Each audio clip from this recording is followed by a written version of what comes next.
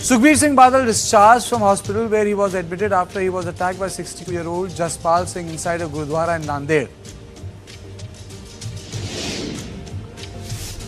Iranian President Masoud Pezeshkian will travel to New Delhi to attend the upcoming BRICS summit.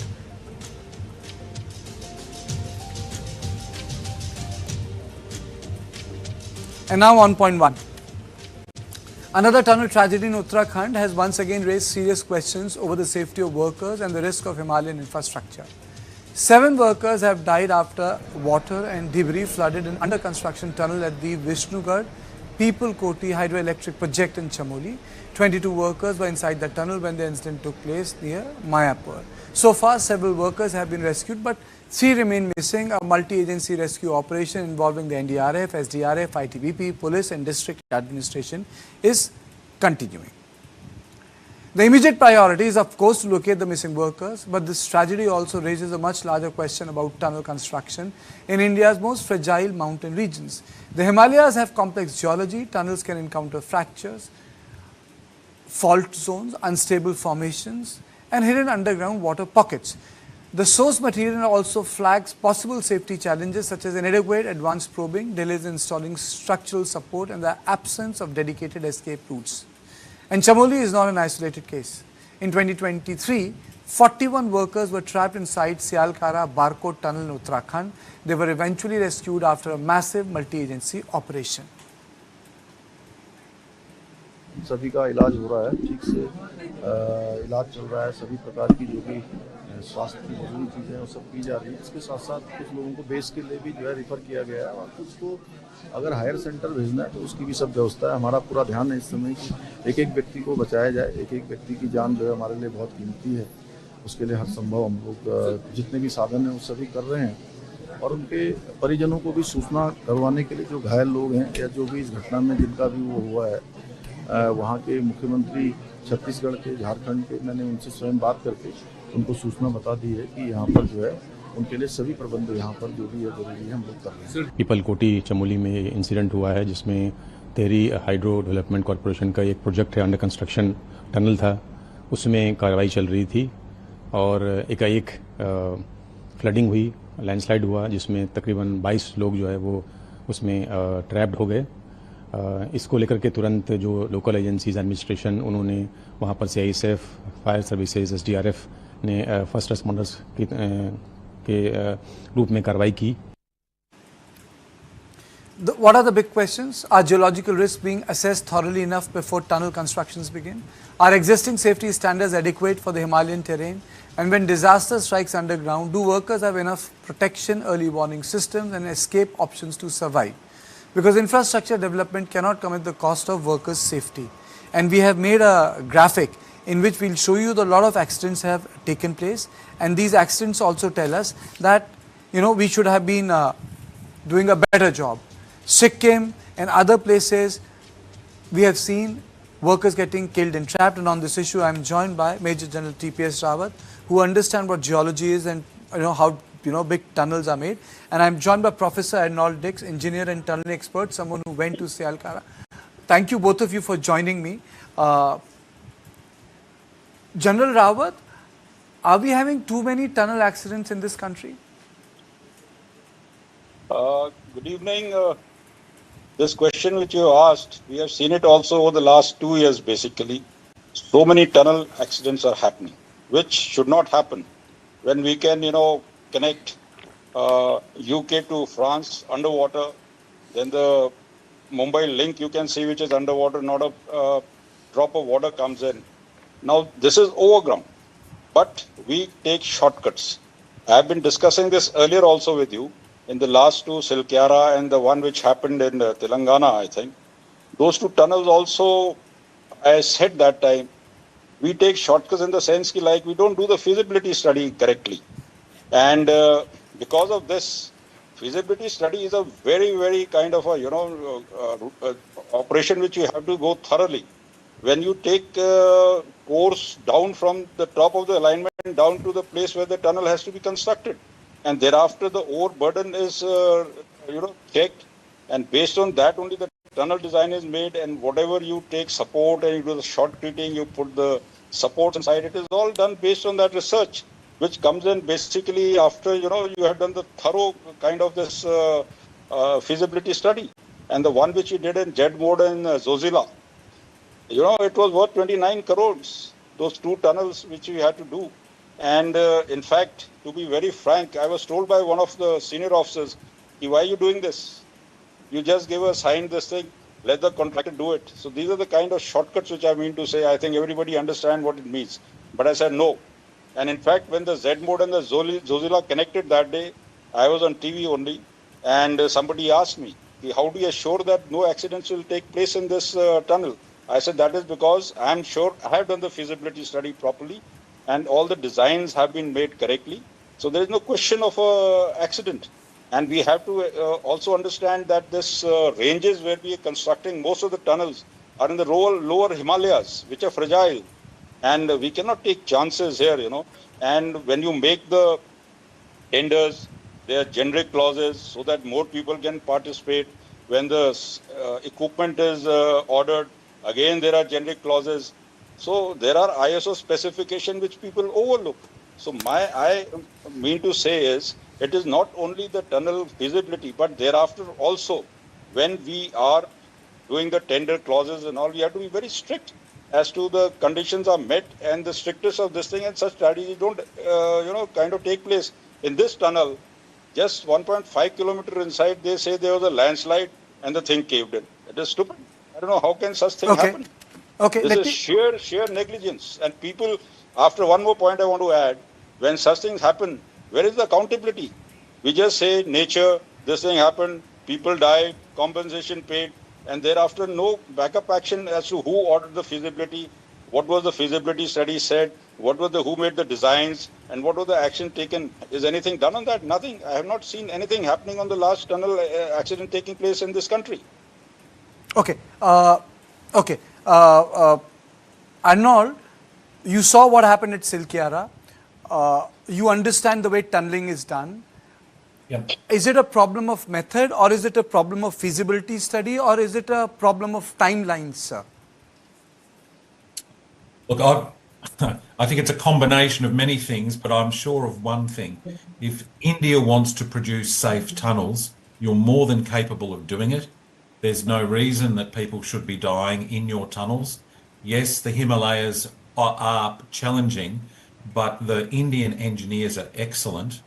And so it's a question, like the General just said, it's a question of committing to excellence in tunnels. And that's from the initial feasibility studies, the contractual arrangements, to the men on the ground, the tools that they've got, the way that they're trained. It's the whole package. And I think I was there at Silkyara. I know your mountains. I've been monitoring the collapses and other tragedies that have been occurring. I think that's enough.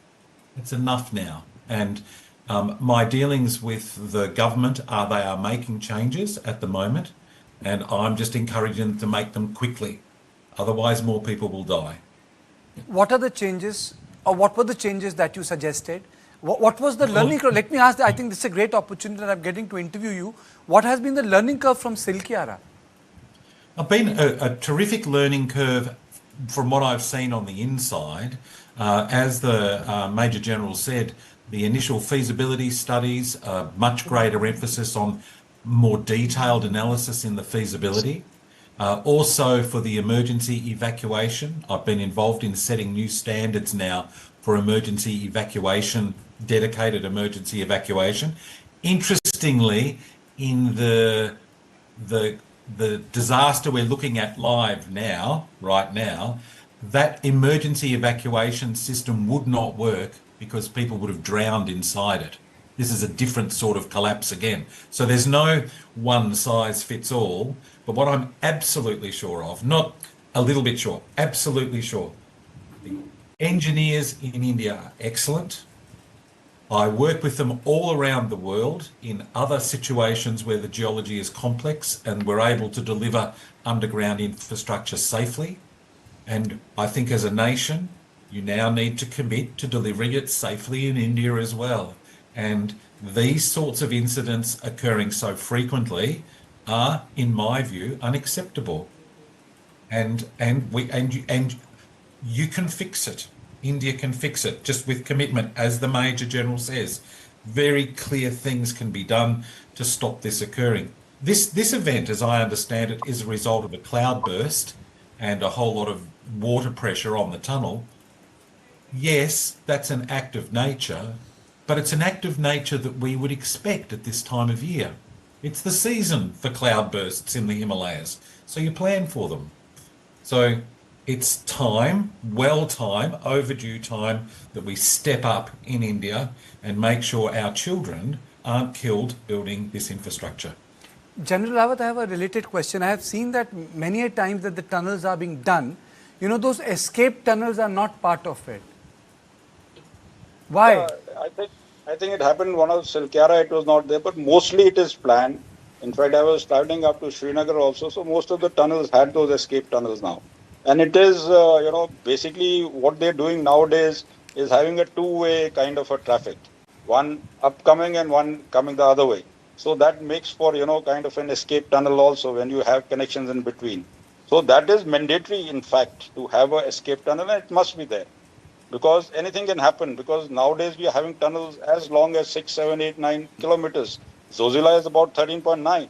So, you have to have some escape route which has to be planned. Absolutely, but I know, if you look at the series of accidents, the detailing which we have done in our graphics, in most of the places, the entire system was taken by surprise. If you look at the tunnel tragedies, everyone was taken by surprise. I'm not saying that the response was slow, but by the time the accident had taken place and people realized that what has happened, the casualties had taken place. Yeah, it's too late, it's too slow. So in India, you've got fantastic technology companies which are producing instruments that are more than capable of monitoring these tunnels so that you have warning for most of the collapses. You're one of the great technological countries of the planet now, and yet we don't see that technology being deployed. And let me ask you this question, like a commoner question. People say that, if you have a problem, heart will give you a signal that something is going on. Does tunnel give you a signal that something may go wrong? If you remember at Silkyara, I would put my hand in the rock and listen to the mountain. The mountain will tell you when something is wrong in advance. Where a tunnel is going to collapse, we will hear the pain of the mountain through the instruments before it collapses, 99% of the time. We have the technology. India has the technology. We know how to do this. It's just a matter of doing it and saving those young men so they come home. General Rawat, what is this technology? As Professor Arnold is saying that, mountain will tell you that there is a problem. So what are those instruments? How do you get to know that something will go wrong? Is it physical in terms of what you can see, or is it like a sound, what you can hear, or is it like a touch that, it's something like reverberation? What is that? Please break it down for a viewer.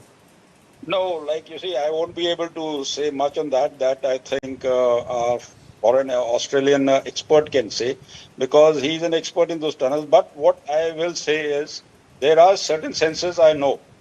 Basically, there's a company which has introduced it in India, McAfee, I remember. Launches and all, you put all these sensors up the slope, on the mountain. And you have a app-based thing in your centralized monitoring room where you can get these signals where the, rockfall is going to be triggered, where automatically the boom barriers go down on the road. So those sensors, like my friend said, they're all available. But we have to make use of that technology. But that is subsequent, I said, But prior to that, this feasibility study, which I have been hopping along so long, if you do it correctly, there's no question. You change the alignment. If there are water bodies on top, like this Atal tunnel in Manali, it has got a Sirinala going all through, and if the water comes in, then can't control it.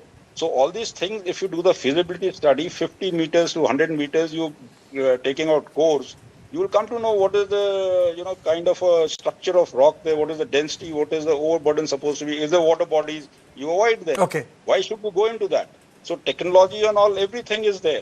But first, you have to ensure your feasibility study and the design is correct. No accident will happen. if you've taken the design as Okay, let correct. me take on this note closing comment from Professor Arnold. So can you just break it down? You know, what are the things which generally you as an expert would know that there's a problem in this tunnel? If you go inside, you know, if I say, okay, Professor, can you go inside this tunnel? So what are the 4 things you look out for in terms of its structural integrity? So first thing I'm looking for are cracks. They're the big ones. Secondly, I'm listening and feeling for any movement because you can sometimes hear it. If we've got instrumentation, the instruments can hear things that the human ear can't hear. And also there's instruments that the eye can't see. So we see movement. There will have been movement in the tunnel before it collapses internally. And the instruments can give you pre-warning. They might not stop it collapsing, but they can give you time to get your people out. There's no reason today, right at this point in human history, in India right now, that this can't just be stopped. As the Major General said, better planning, and as I'm suggesting, better delivery, and then lives will be saved. Oh, thank you. Thank you both of you for joining me. I thought this was a discussion, a conversation we really need to have, because people generally see an accident from a time frame. But if you look at an accident over a larger span of time, 6 months and a year, then we understand that tunnel collapse, tunnel accidents have increased in this country. And then there is technology that is available by which we can save lives, and something should be done to avoid such tunnel accidents. So this is all I had on point 1. I'll take a short break and I'll be back. And in on point 2, we'll talk about India Genzified.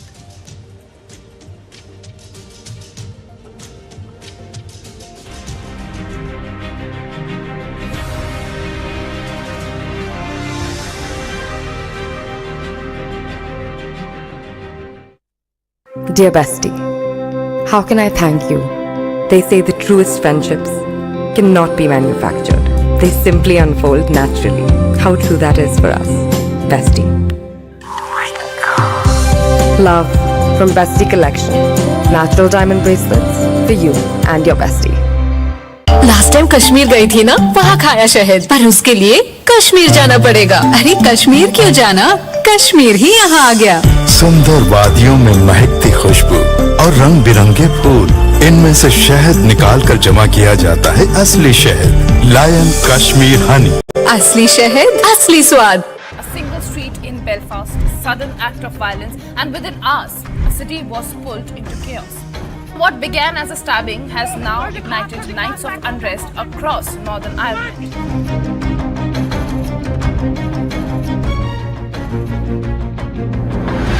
Fresh unrest has erupted in Pakistan-occupied Kashmir with large-scale protests.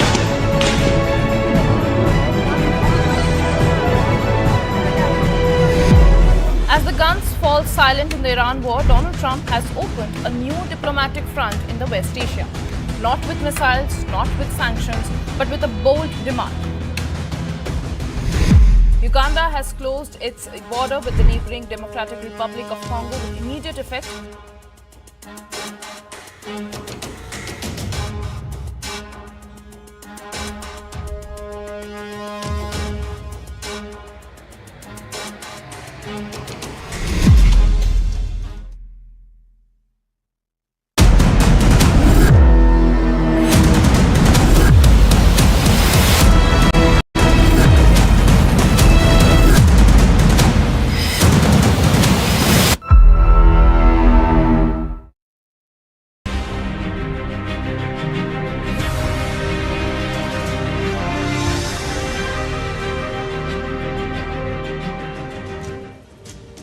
This Independence Day, On Point is looking at India through the eyes of the generation that will shape its next chapter. They are young, they are ambitious, they are digitally connected, and they are not afraid to question the status quo. This is India, and this is India's Gen Z. A generation that has grown up in a rapidly changing country. A country of smartphones, startups, artificial intelligence, global opportunities, and unprecedented connectivity. But this generation also faces a very different set of challenges. Jobs, education, competition, mental pressure, economic opportunity, climate change, and also the fear of being left behind. So what does freedom mean to Gen Z in 2026? Is it simply the freedom to dream? Or is it the freedom to get a good education, find a meaningful job, build a secure life, have a voice in the country's future? What kind of India do they want to inherit? Do they say India became a global superpower? What do they expect from their government, their institutions, and their political leaders? I'm not going to waste time.